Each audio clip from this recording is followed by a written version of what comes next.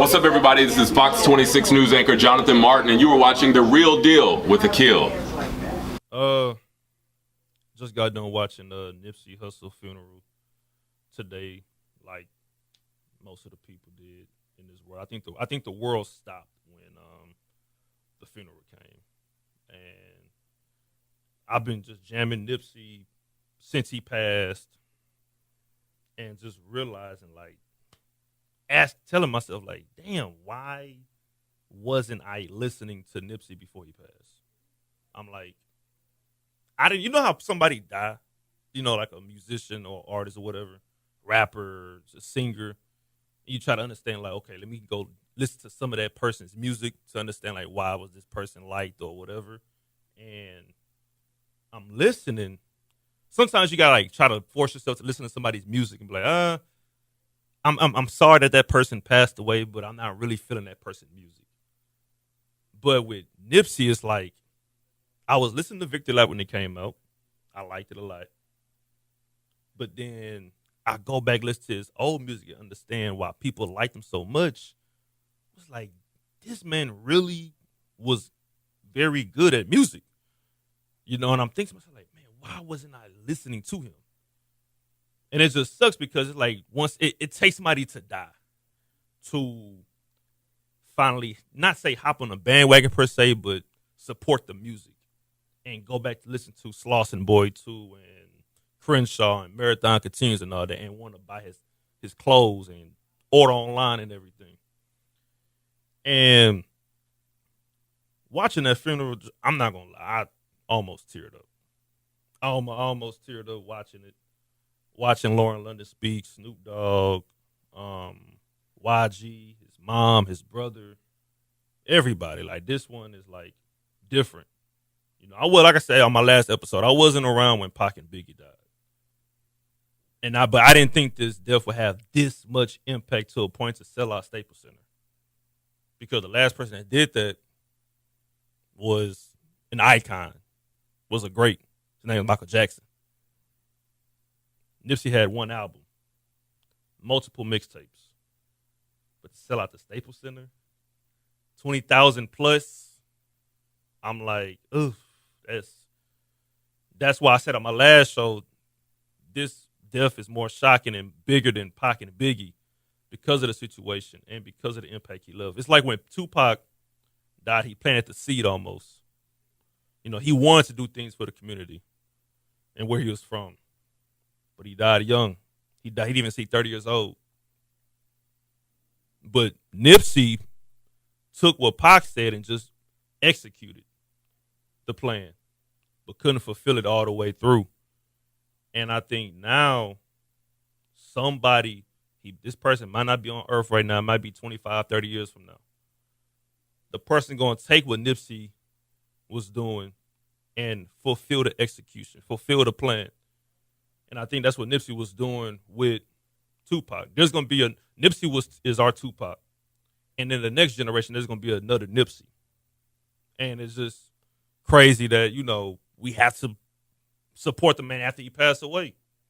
And it's crazy. I'm from Houston. I'm born and raised from here. I love doing what I'm doing. And our city, we have our own Nipsey Hussle. But he's banned from radio out here. His name is Straight the Truth. He's banned from his own city on radio. But the goodness of his heart, he gives back to his own city. Trade Day, the Harvey Relief Game, all the events he throws, everything he does. The city's not telling him to do it. It's him giving back to the city for the goodness of his heart. And that's what Nipsey was doing in LA. So watching the funeral, watching all of that is like, man, like it's a lie. And I know, John, you was at work. I don't know if you had the time to probably even look at it right now while you was at work, but I'm pretty sure you heard about it, Yeah, it's crazy. I mean, I didn't get to watch the whole funeral, but I got to watch several clips. I was kind of tuning in and out, and what I saw was just so moving. I mean, like you said, to have that many people, from that community. I mean, that's the thing. It's like a lot of times you have people from all over, but his community held him down. I mean, he was neighborhood Nip.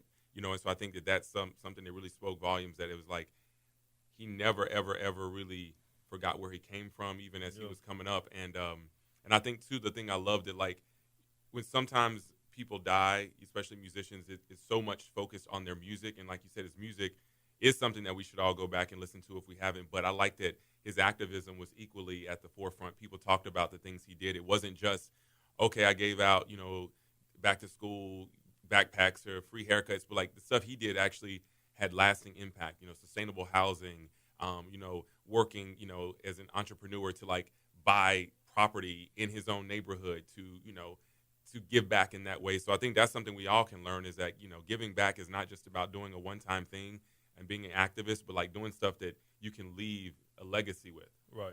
And I was watching it today, and I was watching the pastor that got on. I think he was one of the last ones to speak, if not the last person to speak.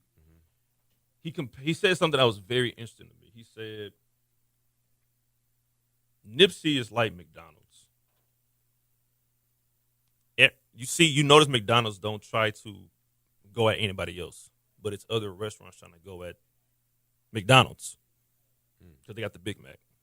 Everybody got the big car, the Big King, the Big Jack. Everything try to go towards McDonald's and try to go after them, but McDonald's don't try to go after nobody else. And it's not the burgers that make McDonald's great; it's the fries.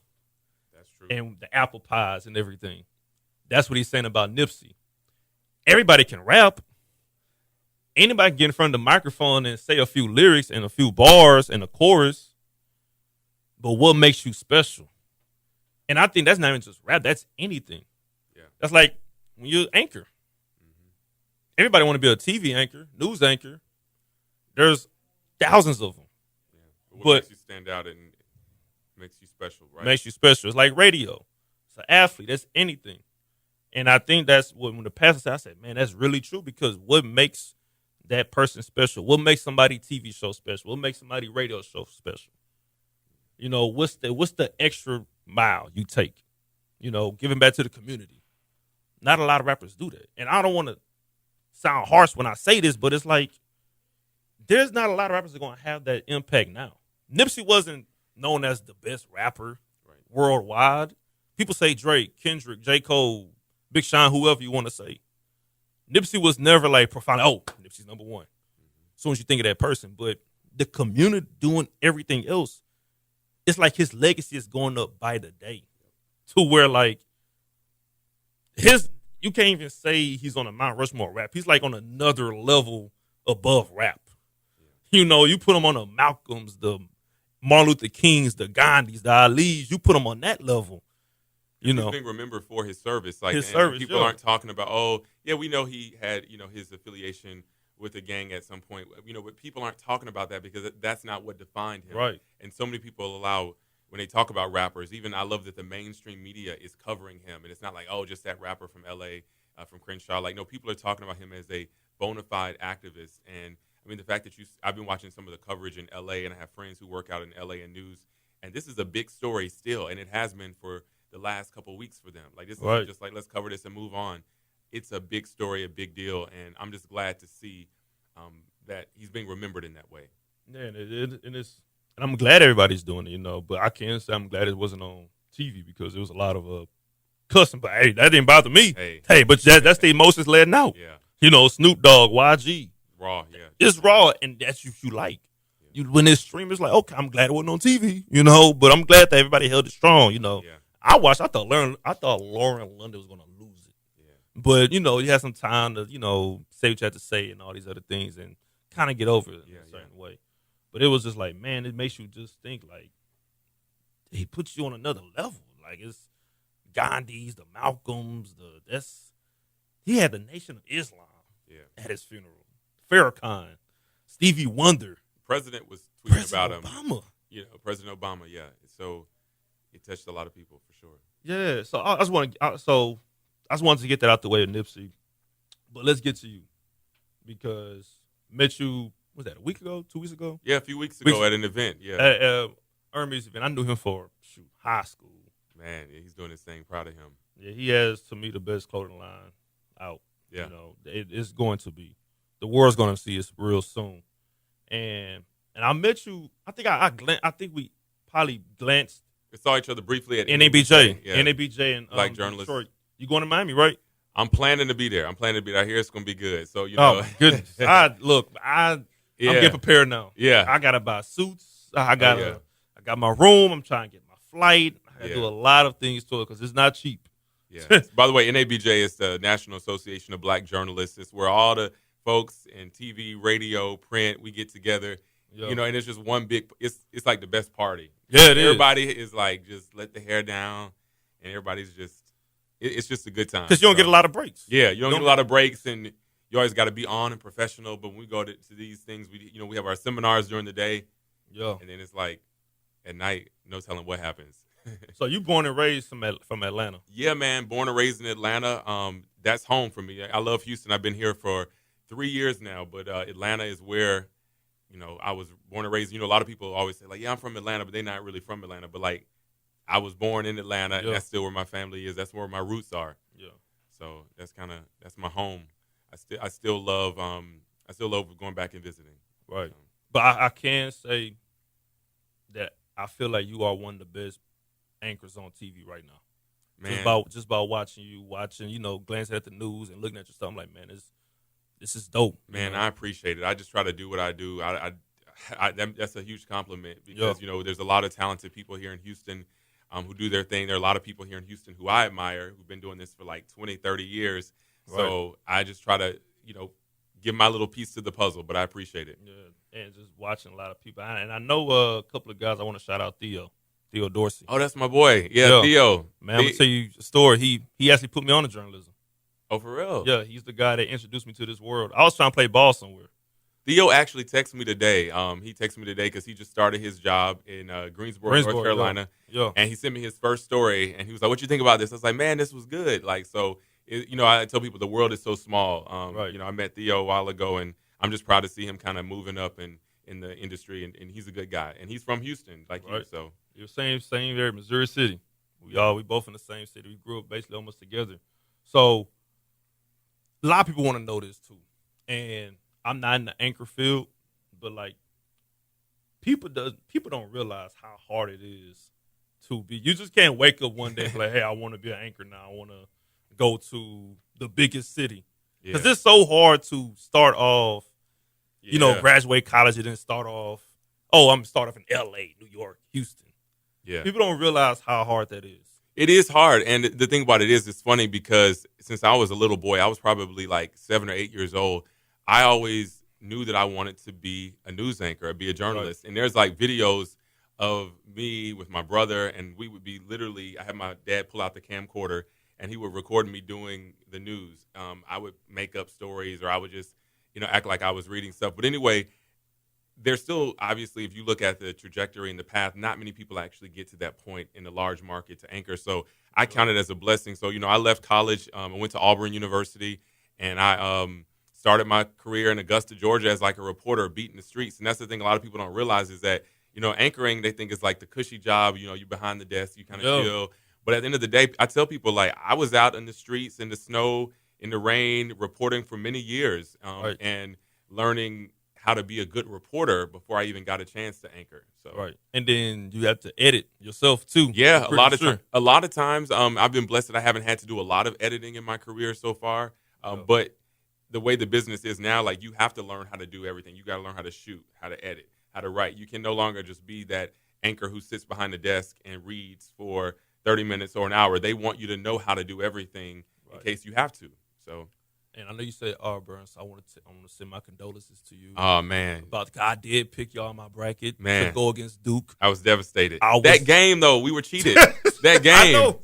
I mean, I was going to say I'm not a sore loser because I am a sore loser. Yeah. But that was, to lose that way, I mean, to me, that was a whole, I'm still not over it. I know. Look, I feel your pain. But, hey, it was our first Final Four appearance ever for our school. So for me, hey, it's just Bruce Pearl, the team. I think it was just an incredible historic season anyway. So. Yeah. So guide me right now. So you went to Auburn. How long did it take for you to land a job in the field? Okay, so I was blessed because I went to school at Auburn, but that summer of my senior year, I interned. I was an intern at WSB in Atlanta, Mm-hmm. and that's where I would come in there morning, noon, night, weekends to put together my resume tape.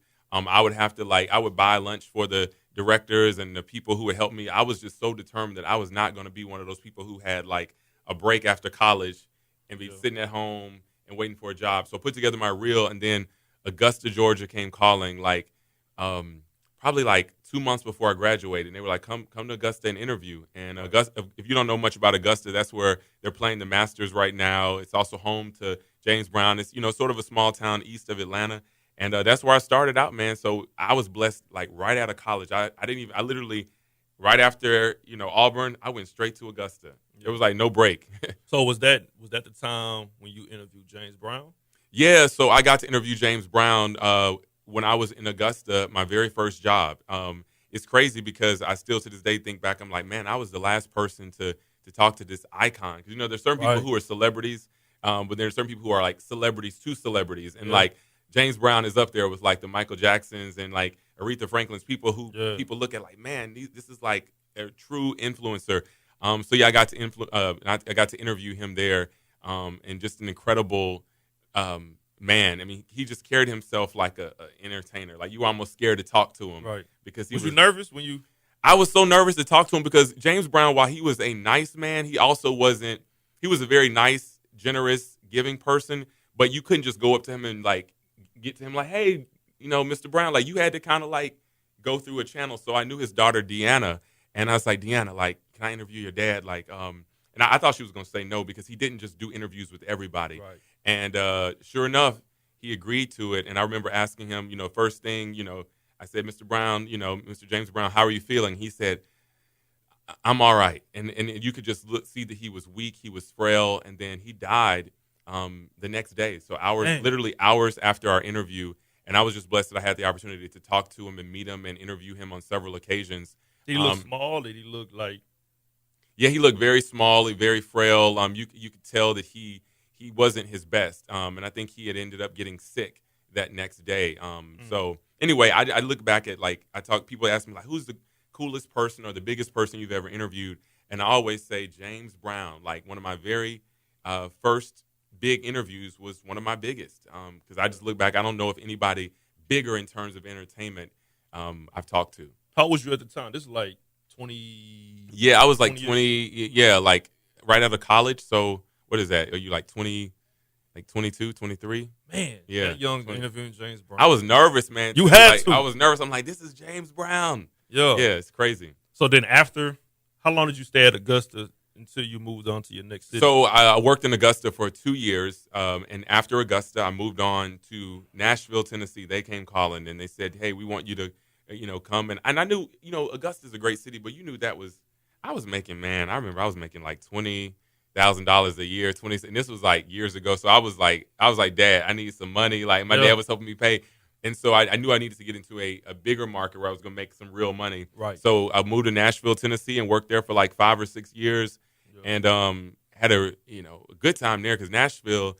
If people think Nashville, they think just country music, or they think like it's this country town. I mean, yeah, it's a lot of country music, but it's a lot going on in the city, and I had a really good time there. And that's when I really got my chops to get to be good. I think I kind of learned how to really be a journalist there.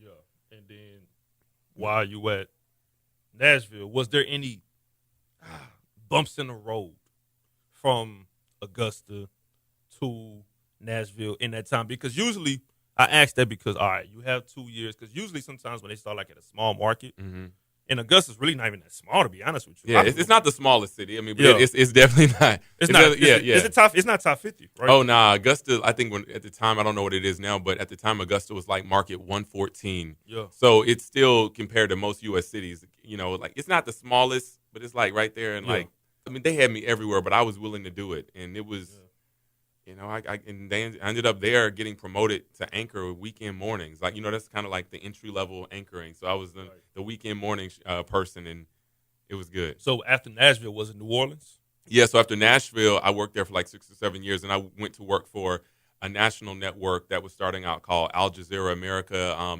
I worked there where we did like some really hardcore journalism. And then that ended up closing down.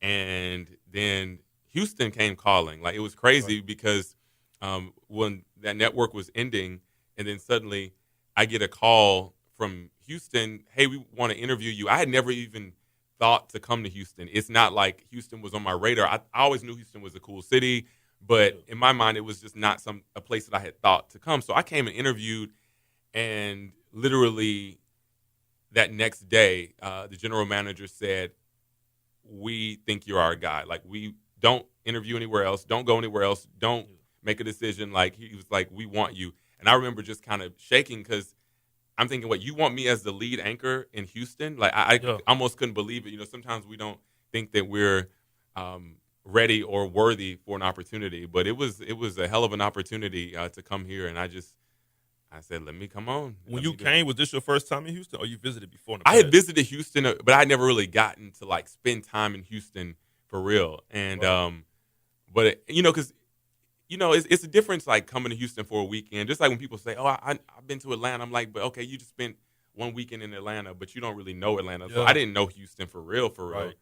But man, this city has just like been so great and taken to me and been so supportive. Man, it's been 3 years. I'm like, it's been 3 years since I've been here in Houston, and it's gone so fast.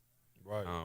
But it's a blessing. Like, I love your hometown, so I mean, it's amazing. You gotta love it out here. Yeah, man, it's crazy because when people talk about Houston and they say, man, you know, what's there to do in Houston? Or, you know, why do you love Houston? And I can't really articulate why I love this city. I can't articulate, say, oh, you got to go here, or it's because of the food. But it's just like, it's when you're here, you know it and you get it.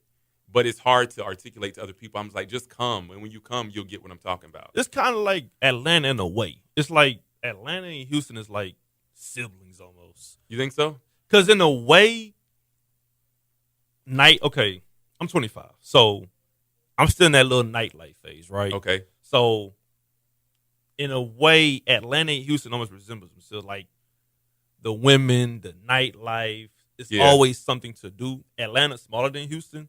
So it's like that cousin, that baby cousin. Really? No, don't get me wrong. I love Houston and I love Atlanta because that's my hometown. But I wouldn't say Atlanta is like a baby cousin. I mean, many people would say that Atlanta is like the city. Yeah, like, in some ways. Because, I mean, Atlanta, you know, in terms of entertainment, in terms of music, in terms of big events. I mean, hell, Atlanta hosted the Olympics in '96. I mean, Houston, I think, is a great city. And I like it because it's the people, it's the diversity, it's the food, it's just like we don't try to be anything more than what we are here in Houston. Right. But I will still say Atlanta in many ways is the city that is ahead when you talk about like industry. In certain industry. I mean, but I love both cities, so I don't want to be accused of like being like, wait, go back to Atlanta. Yeah, my sister lives in Atlanta. Yeah. So I went out there, I was 13, 14, so I didn't get I can say this though.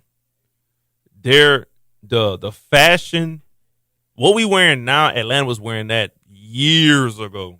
Like, I'm like, we still wearing baggy jeans, shorts in like 07, 06. Oh, for real? Atlanta was like wearing like what we wearing now. I'm like, what? Like, how's this? You said Atlanta is wearing. So basically, it was like 07. I remember I was in the mall.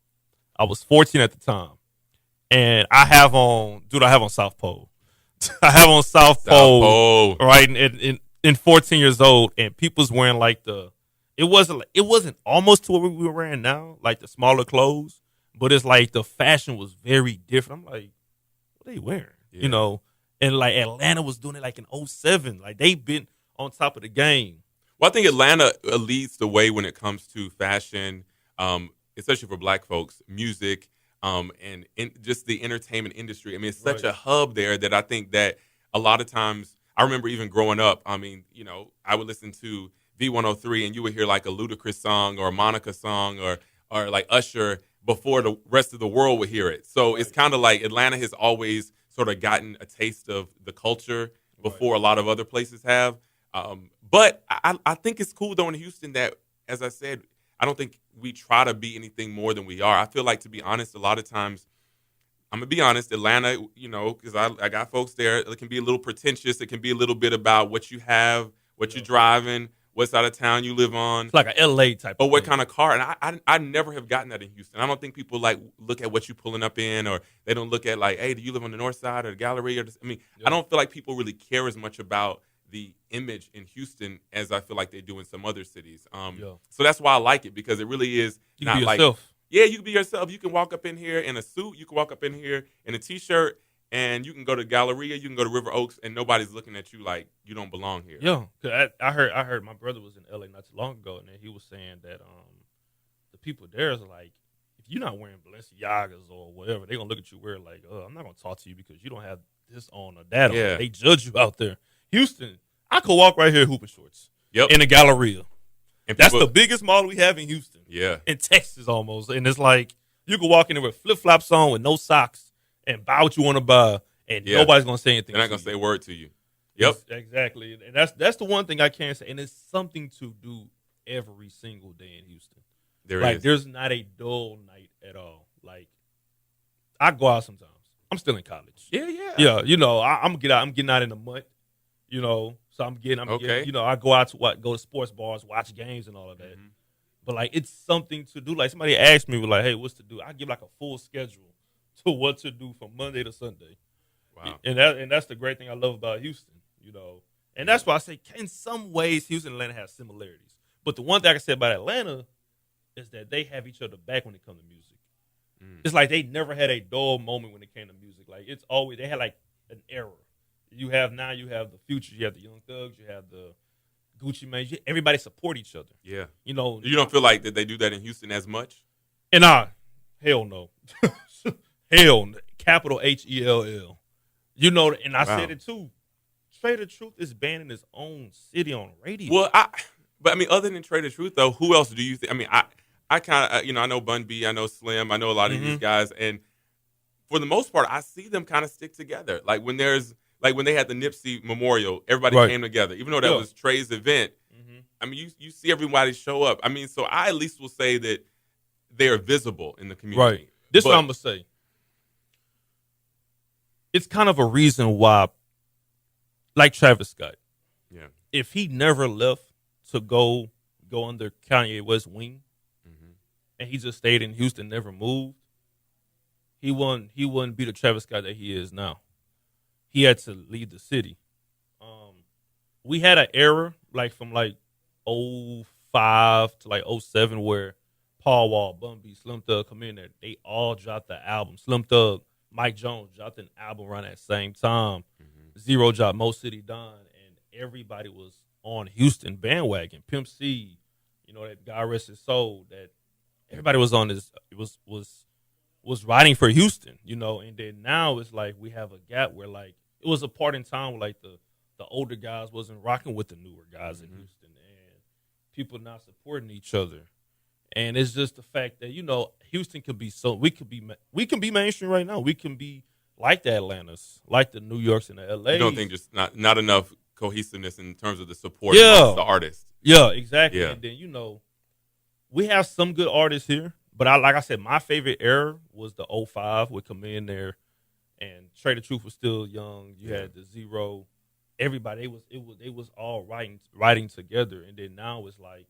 Yeah, it's a little different now. It's kind of a gap because it's like the older generation can't or is trying to relate to the younger generation of Houston, and it's like a gap right there because that transition that was from the late 90s with the Big Mo's and the ESGs and everybody else. Yeah, DJ Screw it carried on to the Pimp C's. It carried on to the Slim and the Commissioners and all them guys.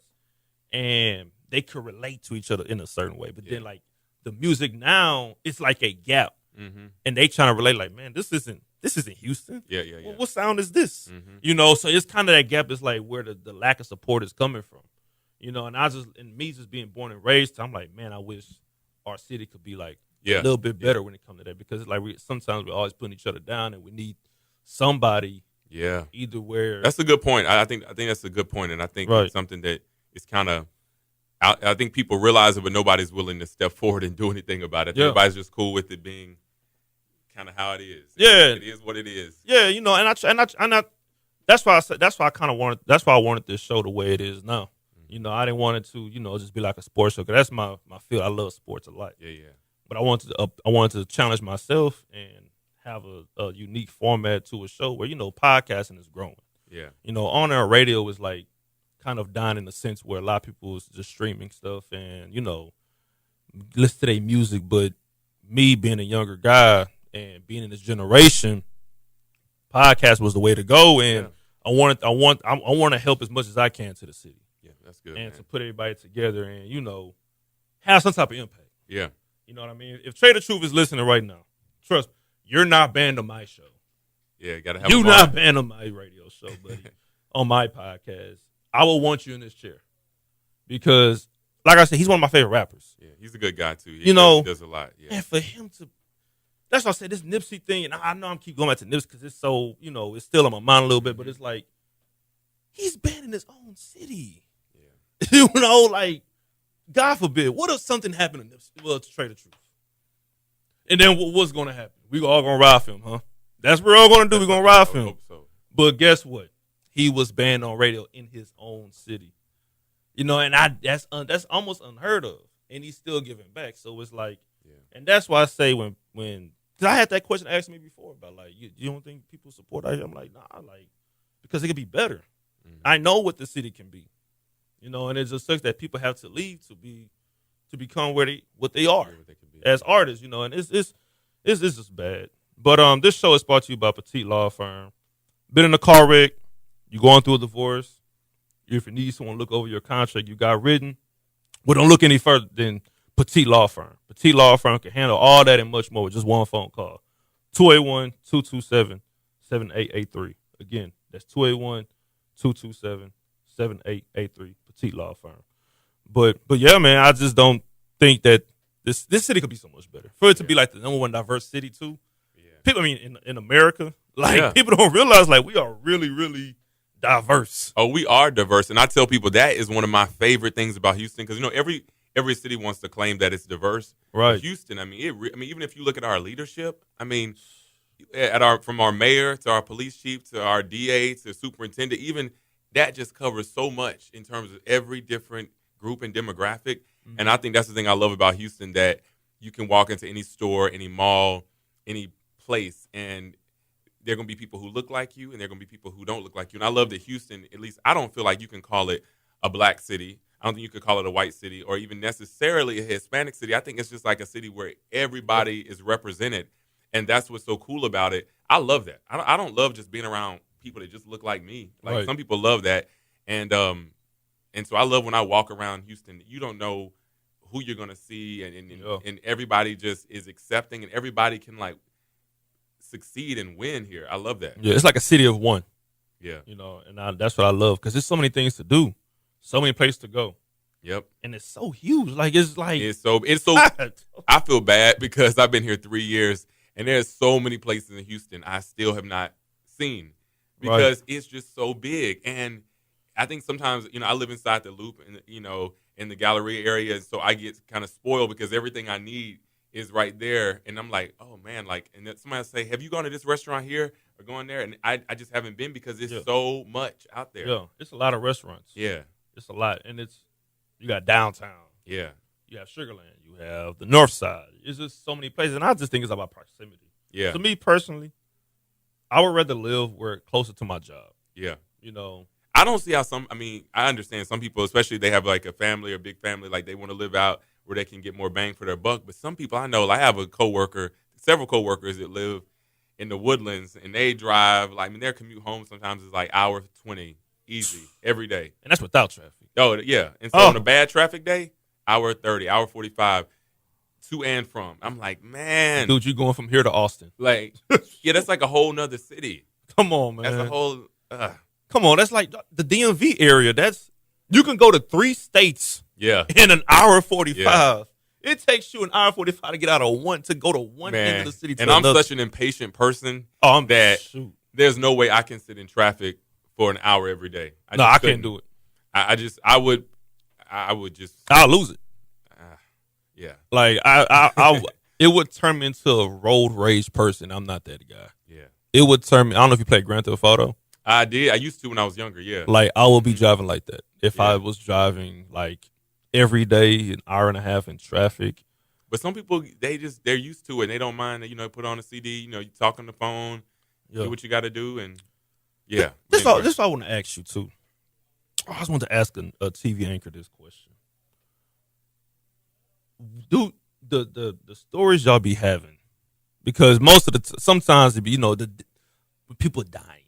Would y'all look at a story and be like, man, are you kidding me? Like, for example, my homegirl does KHOU. She does her name Janelle.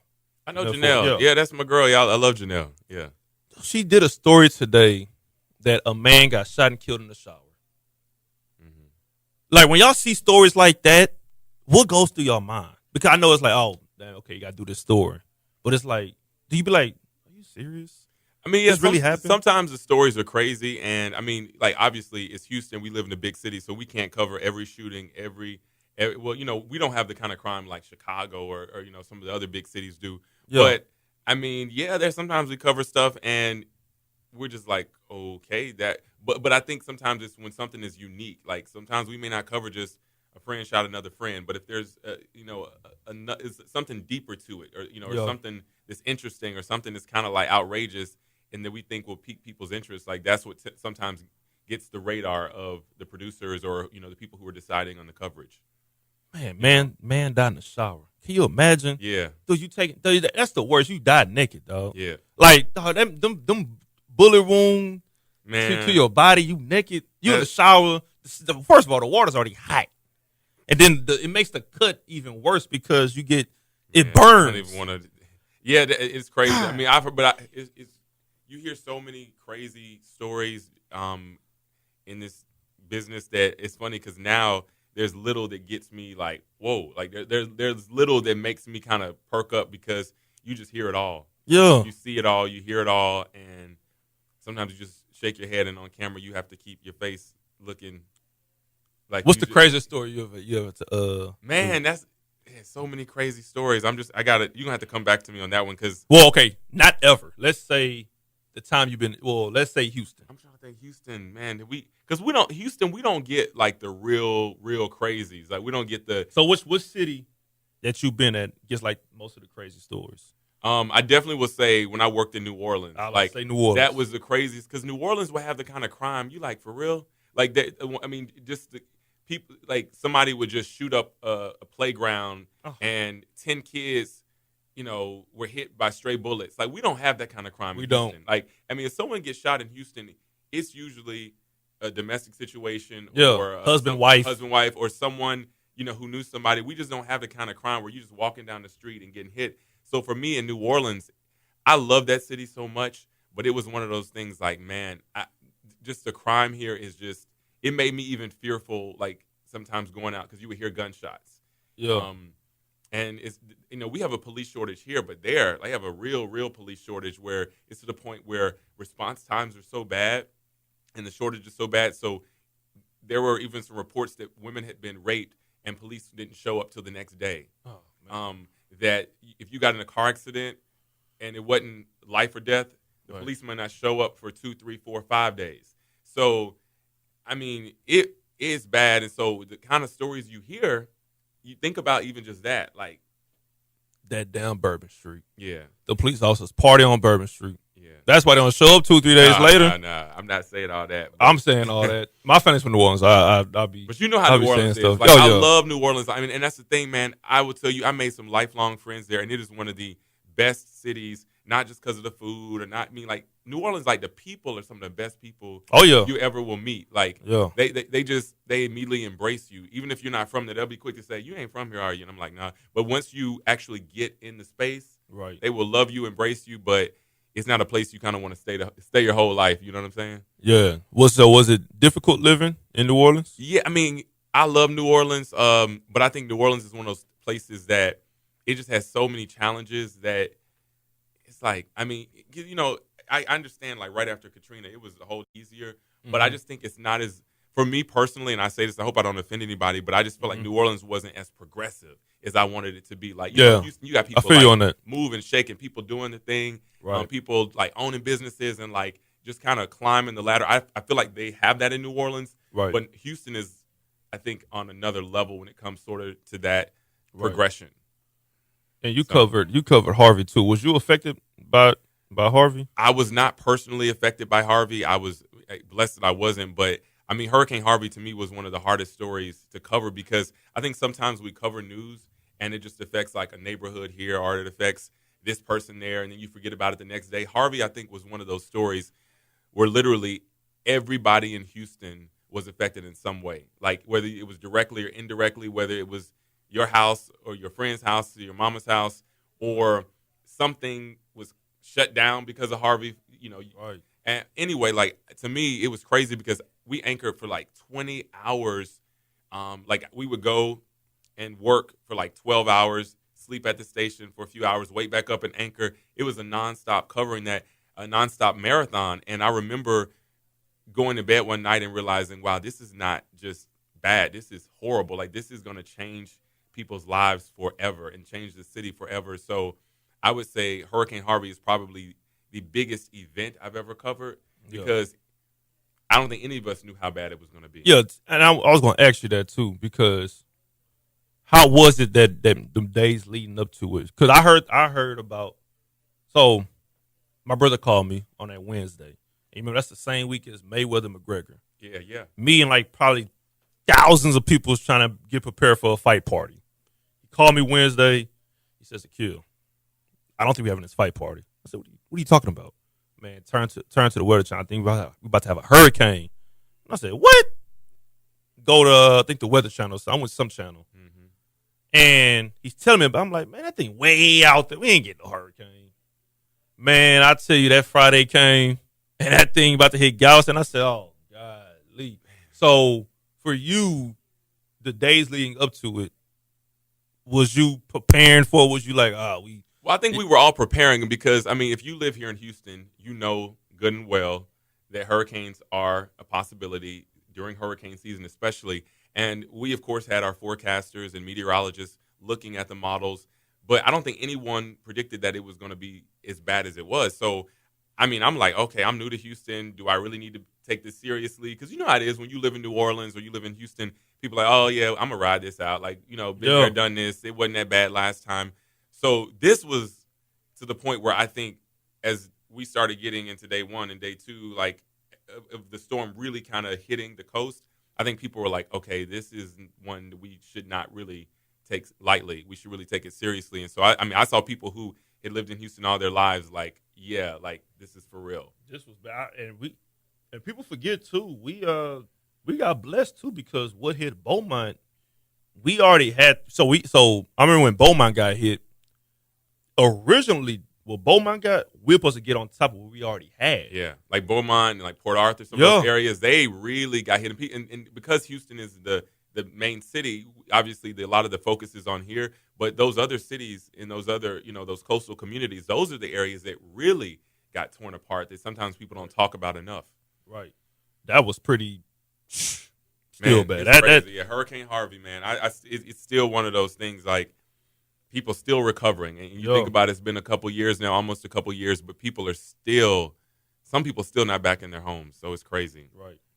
And I read something too. You told me this. I didn't know your brother is in the band The Internet. Yeah, man. My little brother, Matthew, he actually founded The Internet. He and Sid started the group years ago.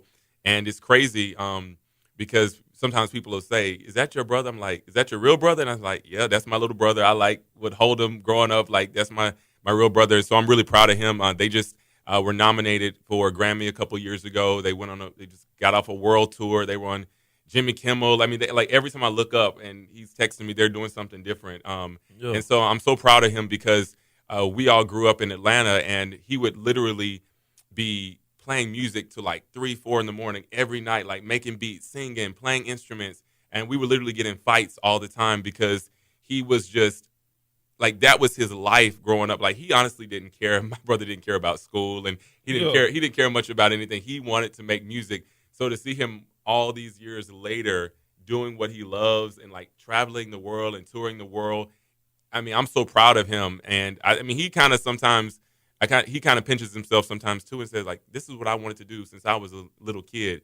But yeah, so that's my brother, and I'm so proud of the band and all that they're doing right now. How did they get together? Do you know that full story to it? Well, I mean, it's a long story, but basically they met on the internet, like through MySpace, and you know, he and Sid connected first. It was just Matthew and Sid; they were the internet, and then they added on the band members as they went on. Sid's the lead singer. Yeah, Sid. Okay. Yeah, she's the lead singer, and the thing I love about the internet, a lot of people don't know, is even as they've kind of grown and, you know, gotten their name out there, like they all are like just really nice, genuine people, and they're all like friends. Like, you know, because a lot of times you're in a group and there's people who are like competing with each other or jealous. Right. They are all just so tight, and they all like support each other in their solo projects and everything. So yeah, right. I like to brag on my brother because that's my little brother, and I'm so proud of like where he's kind of climbed to. And you get all free tickets to the concerts. Yeah, I get free tickets, but it's funny because sometimes I'm like, hey Matt, can I get like 4 or 5 of my friends? And he's like, you have to limit it because sometimes, you know, everybody's calling you up trying to get tickets. So yeah, but he always looks out for me. And then your older brother Mitch worked with Limuel Monday and Outkast. Yeah, man. You know, so I kind of come from a musical family. My older brother Mitch, he was into music too. So he worked with Outkast for a long time. He actually worked at Stankonia, their studio. Mm-hmm. He did A&R for them, so which is artist and repertoire, and also worked with Janelle Monáe. So he started with Janelle Monáe when like she was in Atlanta, like no one knew who she was. Like she was brand new kind of to the scene, except for like, you know, some people in Atlanta did. And so he worked with her for many years. And so now he works at BMI, which is like, you know, they do a lot of the licensing and publishing with artists. So I'm proud of both of them. So we all, you know, really support each other in everything that we do. And so you got two people that's in music, and then you're the guy that's on the anchor. So yeah. I guess you was in the middle. So it's like, yeah, I guess I'm the middle child. It's crazy because I grew up playing the piano and I also played the alto saxophone, but somehow I didn't end up in the music industry. I don't know why or how, but I always wanted to do what I do, and they always wanted to do what they do. So they're in music, I'm in television, but we all support each other. That's the thing. Like my mom always taught us when we were younger that even though we're all very different and doing different things, and like when one of us is succeeding and one of us is winning, like we're all winning. So they'll hit me up if they see a story I did, and I'll hit them up if I see something they're doing. So it's kind of cool to have brothers that, you know, we all kind of, you know, we are our own little fraternity. We right. really support each other. So they ask you like, hey, we want you to feature on this internet song. Would you do it? You got to ask my brother that, because my brother, I don't know, he probably wouldn't even let me be on the album. He probably wouldn't let me be on the album. I mean, yeah. He wouldn't even like. Yeah. He probably wouldn't think I'm cool enough. So I don't know. Yeah. They makes fun of me sometimes when he hears me, like, you know, because they're in that's a whole different world. You know, the internet. I'm like in a suit and talking all proper, and you know he's, you know, that's a cold suit, man. Appreciate it, man. Thank you, man. That's a sick suit. That's suit like it would break my bank account. That's man. Type of suit. Dog. No, man, it's funny. I appreciate that, but it's a little bold. I thought my boss was gonna be like, man, it's a little blue, it's a little bright. But she hadn't said anything yet. But you know, I just got this made over with my boy in Thailand. I got a tailor that I work with over there, and he hooked me up. And it's crazy because if you go overseas, sometimes everything's just so much cheaper. Like you go to places and you're like, what? You telling me I can get this suit made for $200 custom? And over here it'll be like $1,200 easy. Right. So anyway, but I appreciate it. Yeah, I need a couple more suits. I try to get this. I forgot the name of the company. I got this suit from, man, the brand. I think it's both. Man, I don't want to mess it up. I don't want to start with a B. I don't want to mess it up. But I try to get. I have to get tailored suits because my shoulders are so broad. Yeah. I couldn't wear suits. That's right. Yeah. I can't even wear suits. Yeah, it's crazy when you got like long arms, you got broad shoulders, or or some, you know, long legs or something off, and then you just can't buy them off the rack. You can't buy them off the rack. You gotta get it tailored, and you gotta wait like a few days or something. Yeah, like, and then when you get a suit made for you, it's like hella expensive, so it's crazy. Yeah. So I'm gonna ask you this: how important, since we're 4 months away, how important is NABJ, not just to you, but for people that's trying to be, you know, journalists that's in college or high school maybe? I mean, NABJ is so important for me because even still, like people say, "Oh, well, you working in Houston, you good." NABJ is where you continually make those connections to get ahead in the industry. Because sometimes we think that we get so into our own little small community, like, oh, I mean, I know Akil, I know you, like you. But at the end of the day, you really need to know people all across the country because there's gonna come a point in time where you're up for a job in St. Louis or up for a job in New Orleans. Right. And it's somebody that you met at NABJ 5 years ago. You like, hey, they can give you a recommendation. Yep. And so I tell people, NABJ is not about just the seminars. It's, to me, about the connections. And, like, I have friends that I met 8 years ago at NABJ, and now we talk every other day. How long you been going? Man, I've been going for about 10 years. Okay. And Atlanta was my first one. Atlanta and NABJ. So I was like, I got to have an NABJ experience in my home city. Right. And like I met Theo, your boy Theo, that we both are cool with now, like through NABJ. Like you meet people along the way, and that's what's cool about NABJ. I know you have a good time there too. So. Oh my God, I love it. And it's not even just because of the party and all that. It's the fact that I'm meeting so many people. I remember when I first went, it was Minnesota 2015, and Theo told me about it. Like I said, Theo plays a huge role in my career right now. And he told me about it. He didn't believe I was going. Oh, for real? Because I was like, I started writing, and I was going to Texas Southern when I first got there. He didn't believe it. The day he told me is the day I bought my plane ticket. And I showed him, I said, man, I told you. Now I'm going every year. You're not going to miss a beat. Yeah. And it's like, man, it's like the people I've met, the connections I made. It's just great, and it's a little overwhelming, too, because it's like, man. Like all these first people, time I went, it was overwhelming. Yeah, man, it was a lot. But then when you go back after that, it's just it gets easy. Yeah, because every time you go back, you know more people and you feel more comfortable and you're more confident. Yeah, so it's good. Man, I strongly suggest people to go to NABJ. It's the best time. You get to meet so many people, and it's like I almost feel like an outsider sometimes because like most of the people there is like news anchors. Yeah, yeah. And I'm like the 1% of that's like radio. And like podcasts, and it's like it's a little weird because the TV people, a lot of them walk around like I'm so. Yeah, I'm like, man, loosen up, man. Go, like, who cares what market you work in, and so and that is one of the things I love in NABJ, and most people know that, but I don't like how sometimes it's very much about where you work, and I'm in a top 10 market, and where are you again, and you're in market 500, even though there's not 500, like. People like to kind of have this hierarchy, and so the big market folks hang together, and I'm like, you come to NABJ to give back, and so and honestly, that's why I go still because I remember there were people who I would admire. I would go to NABJ, and I'm like, oh my goodness, that's Byron Pitts, and that's Craig Melvin, and that's DeMarco Morgan. I would be looking at these guys like these are people who are where I want to be. Right. And so now that I've been able to move up in market and in my career, I go back because a lot of these young guys are now trying to talk to me and get my advice. So it's like you can't just get what you need out of NABJ and be like, all right, deuces, I'm gone. You got to kind of then go back and pour into the organization. Right. And it's the last 2 years. The last 2 years I went Detroit and New Orleans, I didn't go to like the panels like that. Yeah, yeah. Because of paying for the career because I didn't have the money to pay it. Now I'm going to the panels for the first time. Yeah. In like a couple of years. Last time I went was like the DC one. And it's like, man, like, me personally, I go for different. Each year I went was for a different reason. First year, overwhelming, trying to just learn the experience, learn the convention. Second time, second and third time, no. Second time was like, okay, I just had a radio show at KCOH. Let me show this to different people in the career fair, see what they think. They liked it, cool. My mission was complete. Last New Orleans was, all right, let me just come here, see people I meet. That's it. Right. Last year, same thing. Now, graduating, have my brand now, have my show. Now you have something to show. Show and it's not like I'm trying to find a job somewhere because I'm comfortable with this. Mm-hmm. I'm comfortable showing people like, look, there's money to be made in podcasting. People don't know that. Mm-hmm. So it's like, hey, let me just make my best of highlights. You know what I'm saying? My highlights of the show, just show it to people.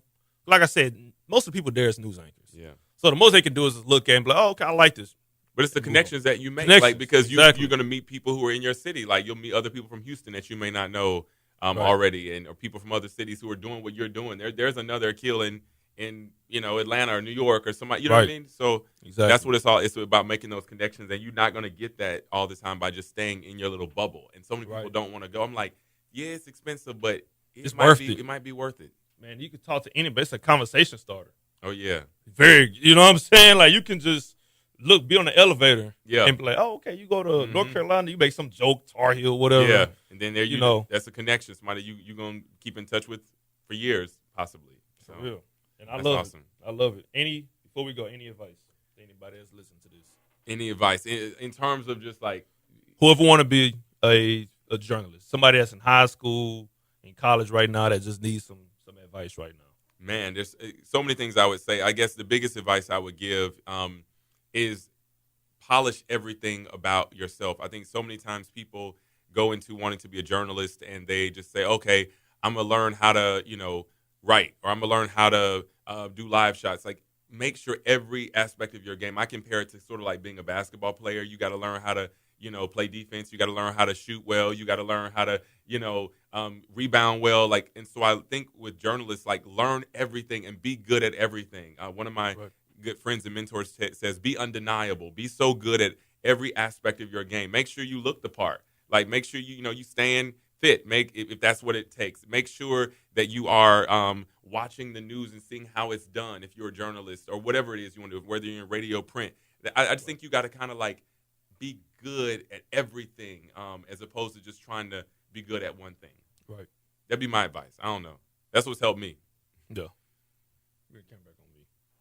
This is Akil Williams, Gal Media, ESPN 97.5, host of the Real Deal with Akil podcast, sponsored by Petite Law Firm, 281-227-7883. Real Deal with Akil, out. He's taking my job, y'all. He's gonna take my job. See, you heard that voice? I'm gone.